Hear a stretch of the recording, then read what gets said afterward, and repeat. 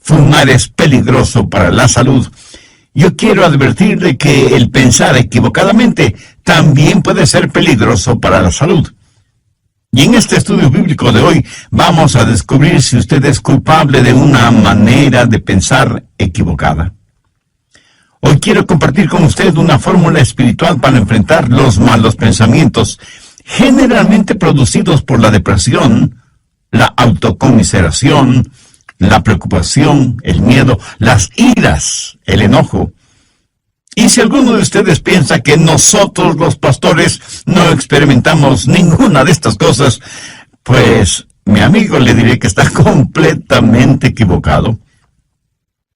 Pero quiero darle a conocer lo que Pablo escribió desde la lóbrega celda de una oscura cárcel, en donde estuvo prisionero por predicar el Evangelio de nuestro Señor Jesucristo.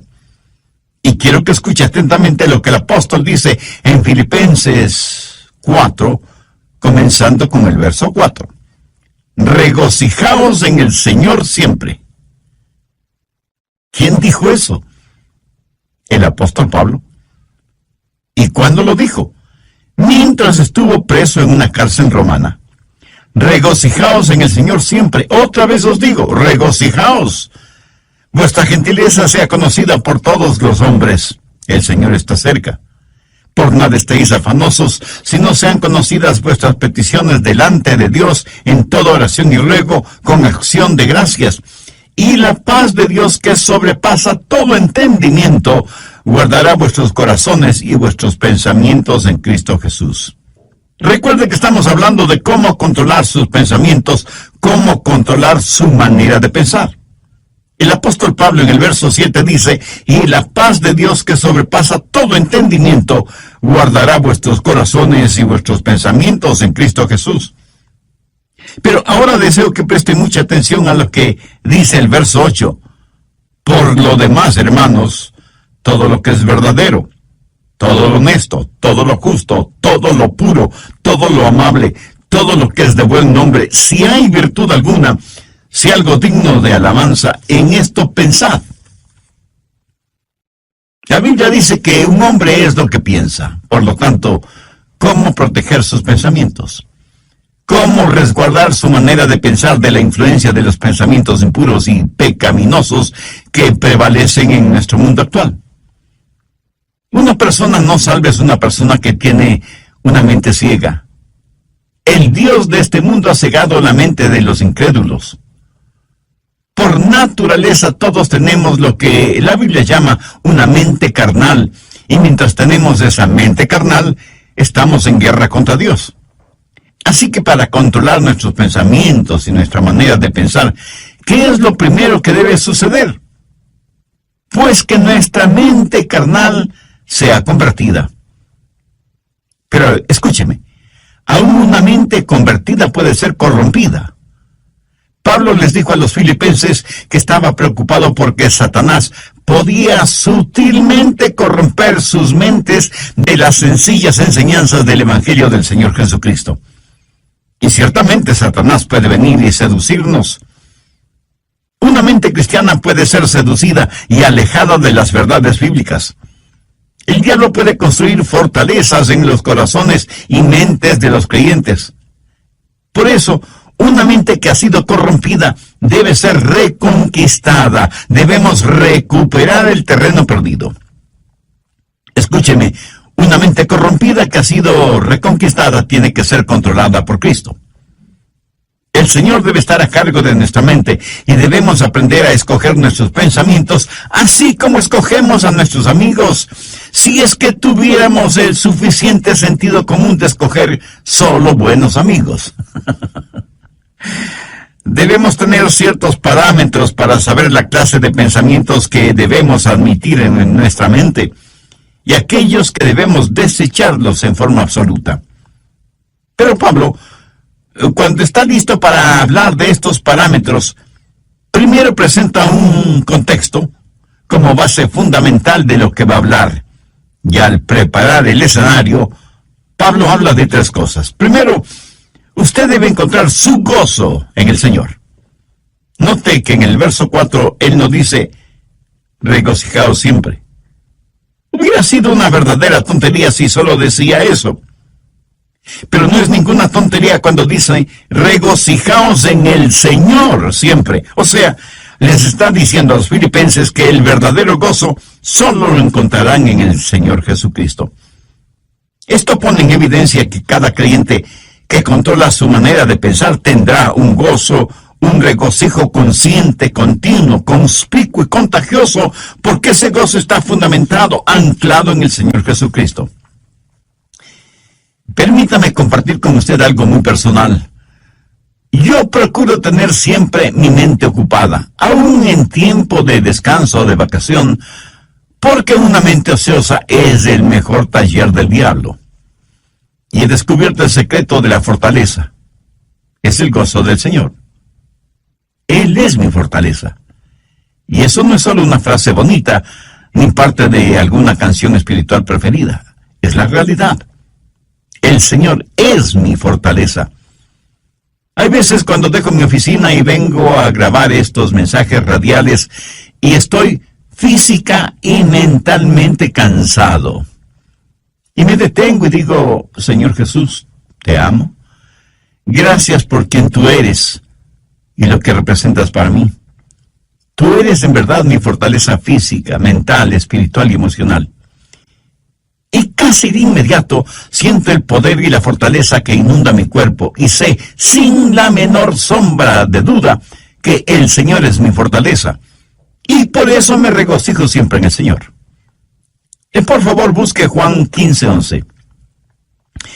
Estas cosas os he hablado para que mi gozo esté en vosotros y vuestro gozo sea cumplido.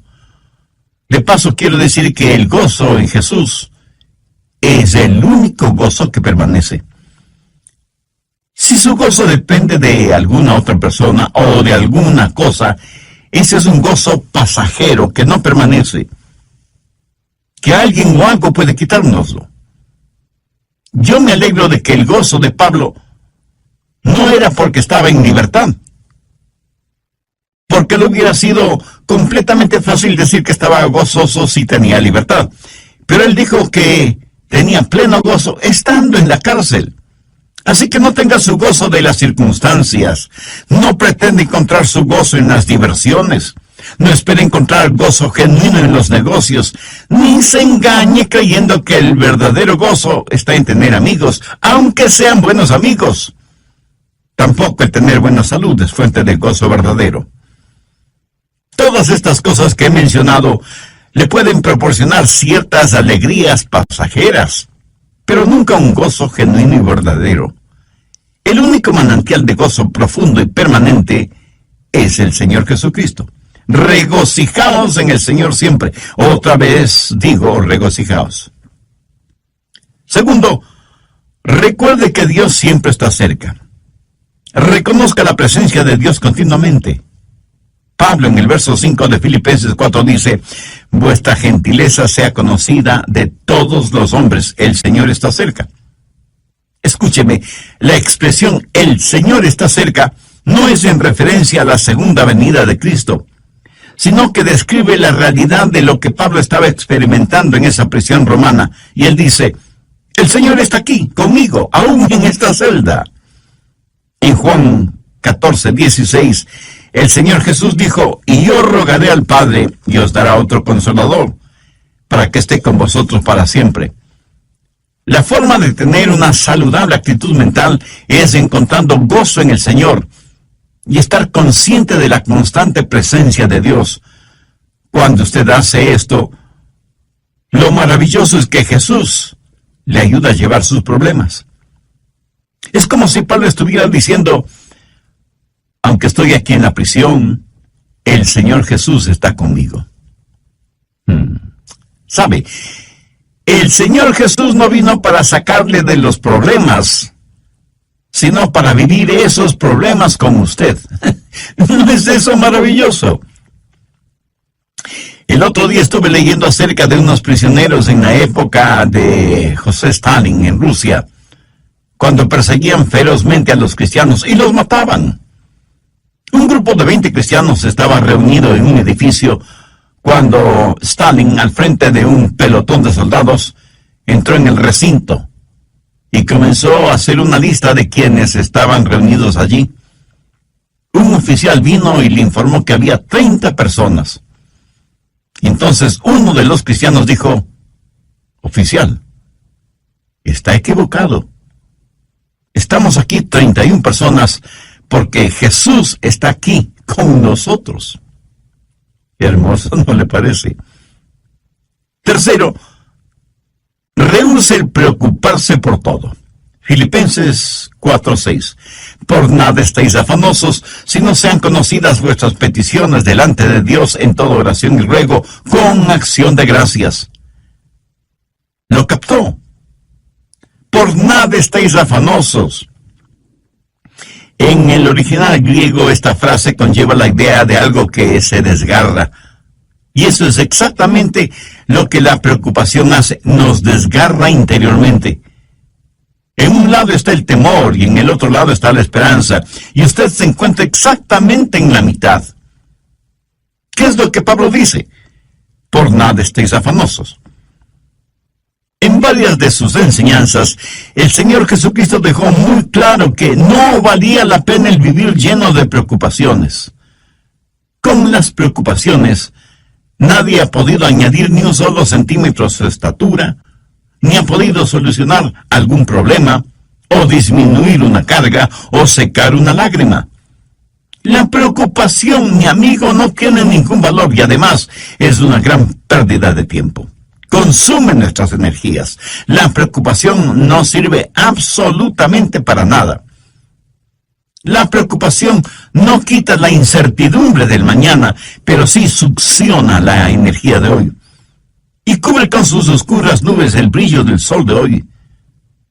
Jesús dijo que son los paganos los que se preocupan desmedidamente por todo, y que nosotros como hijos e hijas de Dios no debemos ser como ellos porque Dios cuida de nosotros. Pablo se prepara para decirnos cómo proteger nuestros pensamientos, y por eso pone como trasfondo el gozo del Señor, para que reconozcamos que Cristo siempre está con nosotros, para que dejemos de preocuparnos desmedidamente por todo. ¿Pero cómo hacerlo? Por nada estéis afanosos, si no sean conocidas vuestras peticiones delante de Dios en toda oración y ruego con acción de gracias. ¿Tiene usted algún problema que lo considera como un gran problema? Deseo que este mismo momento piense en el problema más grande que usted está enfrentando en la actualidad. ¿Ya lo tiene en su mente? Bien. Ahora, duplíquelo en tamaño. Sí que es enorme, ¿verdad? Ahora permítame preguntarle, ¿es ese su problema más grande que Dios? ¿O demasiado grande para Dios? Por supuesto que no. Véalo a la luz de Dios, recordando que para Dios no hay nada imposible. Y si usted puede orar por las cosas grandes, eso quiere decir que también puede orar por las cosas pequeñas. El peligro no es que fallemos en orar por las cosas grandes, sino que dejemos de orar por las cosas pequeñas. Por eso el consejo de Pablo es: sean conocidas vuestras peticiones delante de Dios en toda oración y ruego con acción de gracias. Cuarto, desarrolle un espíritu de gratitud. Esto es en preparación para que usted pueda revisar su manera de pensar. Puede evaluar sus pensamientos para saber si los deja o no entrar en su corazón y en su mente. Tenga un espíritu de gratitud. Ore acerca de todo y dé gracias a Dios por todo, lo grande y lo pequeño, lo que es importante y lo que parece insignificante. Deje que sus peticiones sean conocidas delante de Dios. No sé si se habrá dado cuenta, pero muchas veces nos quejamos cuando no deberíamos hacerlo. Déjeme contarle lo siguiente. Hace algún tiempo ya viajaba en el automóvil de un amigo. Él iba manejando y yo le iba contando que nuestros hijos, unos estaban en escuela privada, otros en el colegio y otros en colegios cristianos.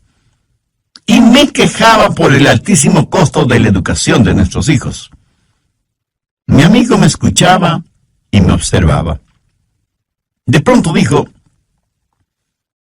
daría cualquier cosa en el mundo si es que mi hijo pudiera ir al colegio. Y pensé: qué espíritu de ingratitud el mío. Mi amigo tenía un hijo rebelde, lo que generalmente decimos una oveja negra. Mi amigo estaba dispuesto a pagar cualquier cosa con tal que su hijo quisiera ir a estudiar. Y aquí estaba yo quejándome amargamente de cuán cara era la educación de mis hijos. Paradójico, ¿no le parece? ¿Alguna vez se ha quejado porque tiene que lavar o secar los platos? Hay muchas personas en muchos países del mundo que les gustaría tener platos aunque fueran sucios. ¿Me escuchó? Quiero decir que los platos sucios son una señal de que usted tuvo algo en qué comer. Una cuchara, un tenedor, cuchillo para comer. Mi amigo, hay millones de personas que usan sus manos, sus dedos para comer y ni siquiera tienen agua para lavarlas después. Hay que saber cultivar un espíritu de genuina gratitud hacia Dios. Ahora, todo esto no es más que el escenario para saber cómo controlar sus pensamientos. Gozo en el Señor. Note que en el verso 4, Pablo nos dice: regocijaos siempre. Hubiera sido una verdadera tontería si solo decía eso.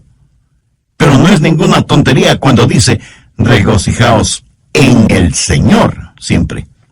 O sea, les está diciendo a los filipenses que el verdadero gozo solo lo encontrarán en el Señor Jesucristo.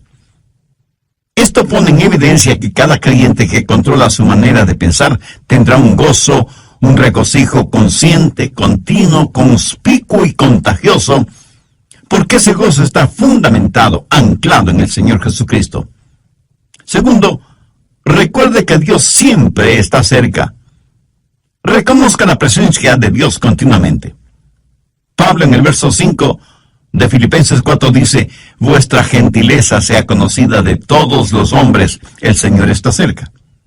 Y la expresión "el Señor está cerca" no es en referencia a la segunda venida de Cristo, sino que describe la realidad de lo que Pablo estaba experimentando en esa prisión romana, y dice: el Señor está aquí conmigo, aún en esta celda. En Juan 14:16, el Señor Jesús dijo: y yo rogaré al Padre y os dará otro consolador, para que esté con vosotros para siempre. Tercero, rehúse el preocuparse por todo. Filipenses 4:6. Por nada estéis afanosos, sino sean conocidas vuestras peticiones delante de Dios en toda oración y ruego con acción de gracias. ¿Lo captó? Por nada estéis afanosos. En el original griego esta frase conlleva la idea de algo que se desgarra. Y eso es exactamente lo que la preocupación hace, nos desgarra interiormente. En un lado está el temor y en el otro lado está la esperanza. Y usted se encuentra exactamente en la mitad. ¿Qué es lo que Pablo dice? Por nada estéis afanosos. Cuarto, desarrolle un espíritu de gratitud. Tengo un espíritu de gratitud.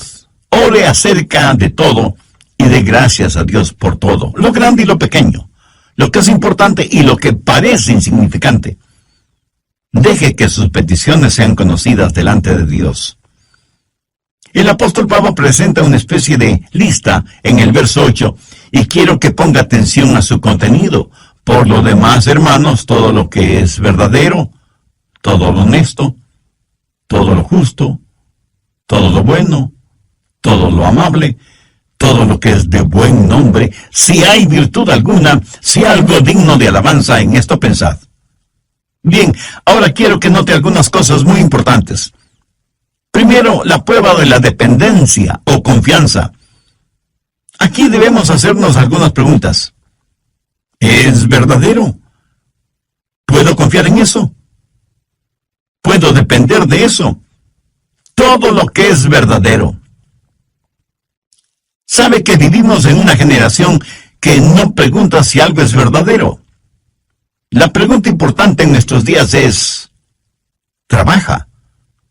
¿Da resultado? No deje que ninguna cosa prohibida penetre en los recintos de su mente y que cómodamente se instale allí. No la absorba en su corazón, ni la haga parte de su filosofía de la vida. Si algo no es genuino o verdadero, no permita que sea parte de su forma de pensar. Evalúelo todo de acuerdo a la Biblia, que es la fuente primordial de la verdad. Segundo, la prueba del respeto. Pablo dice, todo lo que es verdadero, todo lo honesto. Y aquí la palabra honesto literalmente significa honorable. Hace referencia a cosas que son honorables, honrosas. ¿Permite usted que cosas deshonrosas se acumulen en su mente? Guarda mentalmente cosas que no son dignas de su respeto. Cosas que no son dignas de que usted invierta su tiempo en ellas. Algunas cosas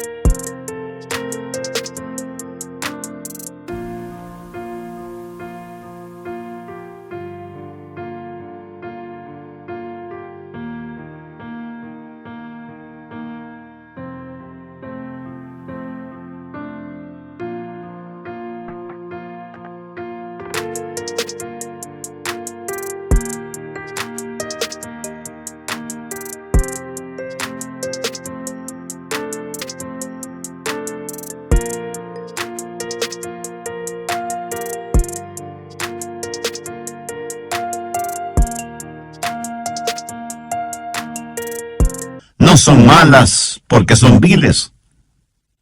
Son malas porque son necias, tontas, estúpidas, cosas que no valen la pena. Tercero, la prueba de las riquezas. Todo lo justo. ¿Sabía que la palabra justo en este versículo significa recto, derecho, lo cual es lo opuesto a torcido? Entonces, ¿qué significa esto? Significa que usted no debe dejar que ningún pensamiento torcido, deformado, penetre en su mente. ¿Piensa usted siempre correctamente, con rectitud? En mis estudios bíblicos, predicación y tiempo devocional, siempre trato de pensar con rectitud, honestamente. Reconozco que muchas veces dejamos que pensamientos torcidos invadan nuestra mente porque hemos desconectado los puestos de seguridad. Y sencillamente vamos de aquí para allá sin que nada aparentemente nos moleste. Pero Pablo dice que hay ciertas cosas que no deben pasar por la puerta de nuestra mente. Cualquier cosa que no nos inspira confianza o respeto, o que levanta una bandera de sospecha, ni siquiera debe merodear la periferia de nuestros pensamientos. El apóstol también hace mención a todo lo puro, y puro significa algo que está libre de cualquier contaminación, algo libre de manchas o suciedad. Esto en referencia a objetos o animales. ¿Es esto lo suficientemente puro como para ser usado en la adoración a Dios?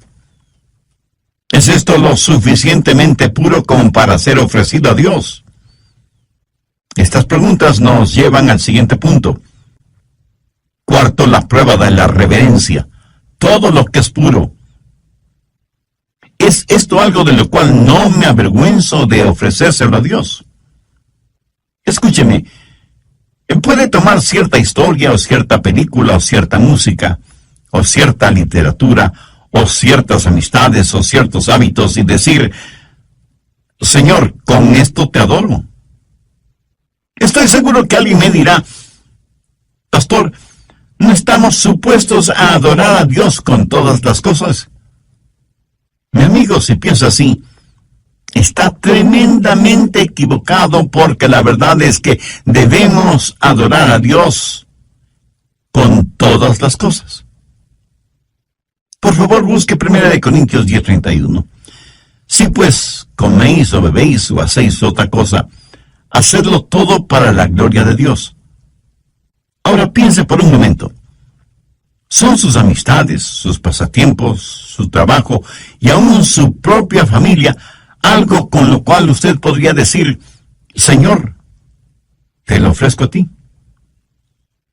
Hace algún tiempo estuve en una conferencia bíblica en otra ciudad y tuve la oportunidad de ver la cadena de montañas conocida como Montañas Azules. Justo en la estación del año cuando las hojas de los árboles se vuelven amarillas, rojas, azules, doradas y en fin, tienen todos los colores del arco iris. Mi esposa y yo nos quedamos asombrados y maravillados de ver la creación de Dios en toda su espléndida belleza. Y me acuerdo que dije, Señor, esta es una extraordinaria experiencia que me mueve a adorarte más y más. Este buen tiempo que nos permites tener, este regocijo espiritual interno, esta belleza que nos rodea, que proviene de ti, todo te lo dedico a ti porque no solo está lleno de armonía y de encanto, sino de inmaculada pureza. Señor, tú eres digno de nuestra adoración. Amigo, escúcheme. Si cualquier cosa que usted hace no pasa la prueba de la reverencia, o sea, no es algo que pueda ofrecerle a Dios, no se atreva a insultar a Dios presentándosela. Si cualquier relación personal o actividad o recreación o negocios o lo que sea no tiene el distintivo de reverencia hacia Dios, ni siquiera lo piense. Quinto, la prueba de la relación. Pablo continúa diciendo, todo lo que es de buen nombre. En el original griego, esta frase literalmente dice, aquellas personas o cosas que causan que se las ame. ¿Qué es lo que causa que usted ame? Si piensa en aquello que causa que usted critique injustamente, o que provoca división entre otras personas, eso es erróneo, negativo, malo. Todo lo que es de buen nombre tiene la connotación de ser guiados hacia el amor. Lo que piensa le guía hacia el amor. Tal vez alguien me pregunte, pastor, ¿eso significa que tengo que aprobar lo que otras personas hacen? Sí y no. Si lo que hacen es bueno, beneficioso, ejemplar, útil, usted lo aprueba. Si es algo negativo, perturbador, divisivo o destructivo, por supuesto que usted no debe aprobarlo. Y no se necesita ser un genio para entender esto, ¿verdad? Pero el que no apruebe lo que otras personas hacen, por la razón que sea, eso no significa que no debe amarlas. Dios nos acepta a cada uno de nosotros, aunque obviamente no aprueba lo que como pecadores hacemos. Sexto, la prueba del...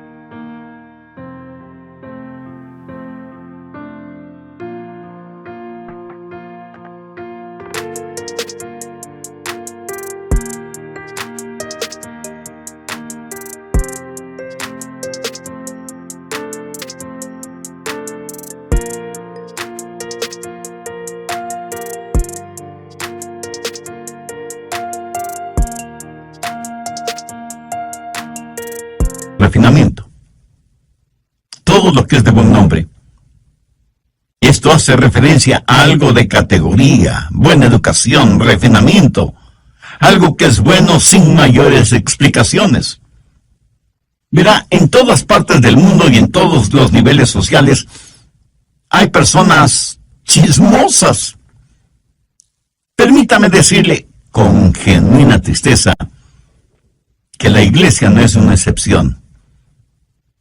Yo creo que el chisme es una especie de enfermedad que causa la pérdida de la memoria.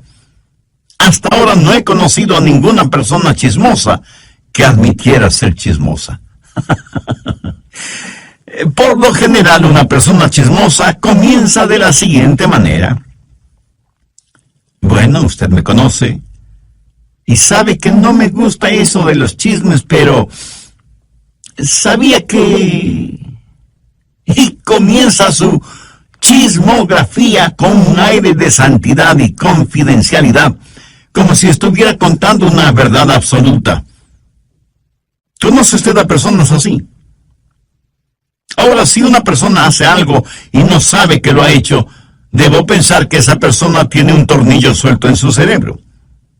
Lo triste es que hay personas a quienes les gusta, les deleita el escuchar cosas que no son de buen nombre, relacionadas con otras personas. La gente usa sus oídos como tarros de basura, y luego se sorprenden de que los demás siempre estén botando basura verbal en sus oídos. Y la gente bota basura en sus oídos porque sabe que a usted le gusta escuchar esa basura. Y por eso usted sabe de todo el lodo moral, emocional y espiritual que hay en su barrio. En lo negativo, usted sabe todo de todos. La clase de personas que son los nuevos vecinos, que a determinada jovencita ya no se la ve porque está embarazada sin haberse casado, y sus padres, para evitarse la vergüenza, la mandaron a vivir con sus abuelos, que viven muy lejos. Que el hijo de los Pérez está preso por manejar en estado alcohólico, etcétera, etcétera. Y la gente permite que todos estos malos pensamientos tomen residencia en su corazón y su mente. Pablo, al finalizar este tema, dice: si hay virtud alguna, si algo digno de alabanza, en esto pensad. Esto es tan sencillo y sin embargo tan maravilloso. Usted en forma absoluta puede reconquistar, recuperar el terreno perdido. Se reconoce que hay virtud y que es algo digno de alabanza el pensar en todo lo que es verdadero, en todo lo que es honesto, en todo lo que es justo, en todo lo que es puro, en todo lo que es amable y en todo lo que es de buen nombre. Tal vez lo que voy a decir será como llover sobre mojado, pero tengo que decirlo. Usted no tiene que pensar en ninguna cosa que no quiera pensar.